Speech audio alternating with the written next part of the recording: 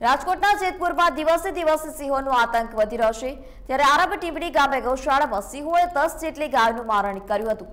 રાજકોટ જિલ્લાના ગ્રામ્ય વિસ્તારમાં સિંહ પરિવારના ધાવાને લઈને લોકોમાં ફફડાટ પણ જોવા મળ્યો હતો।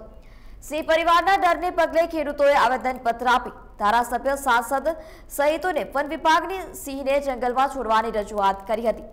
મહત્વનું છે કે ગૌશાળામાં 10 જેટલા ગાયોનું મારણ સિંહોએ કર્યું હતું।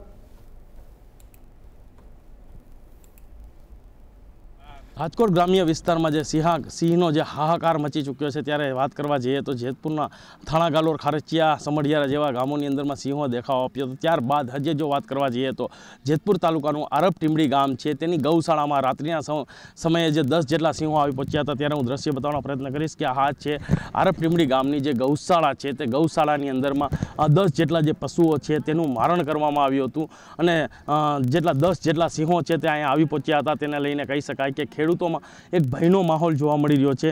એટલે રાજકોટ ગ્રામ્યની અંદર આ રીતના જે સિંહો આટાફેરા કરી રહ્યા છે તેને લઈને કહી શકાય કે ખેડૂતોમાં ક્યાંક ને ક્યાંક ડરનો માહોલ જોવા મળી રહ્યો છે। રાત્રિના સમયે જે કહી શકાય કે વીજળી હોય તેને લઈને ખેડૂતો છે તે પોતાનું પિયત માટેનું જો પાણી વારવા માટે આવતા હોય છે ત્યારે આ જ રીતના કહી શકાય કે જે ડરનો માહોલ છે અને ખેડૂતો છે પોતાના ખેતરે જવા માટે પણ ડરી રહ્યા છે। ત્યારે વાત કરવા જઈએ તો ખેડૂતોની પણ એવી માંગણી છે કે વહેલી તકે અને સરકાર દ્વારા પોતાને જે દિવસના વીજળી આપે તો પોતાનું ખેતરની અંદરમાં પાણી પણ વારી શકે તેવી પણ માંગણી કરવામાં આવી રહી છે। ત્યારે જો વાત કરવા જઈએ તો હાલ જે સિંહો છે જે ગામની અંદરમાં જે ધામા નાખ્યા હતા તેને લઈને હાલ ફોરેસ્ટ અધિકારી દ્વારા પણ તેનું લોકેશન ગોઠવવામાં આવ્યું છે, કઈ બાજુ છે સિંહો તે પણ તપાસ કરવામાં આવી છે અને ફોરેસ્ટ વિભાગ હાલ અહીંયા આવી પહોંચ્યું છે અને તમામ કામગીરી હાથ ધરી છે। Haresh Walia, India news.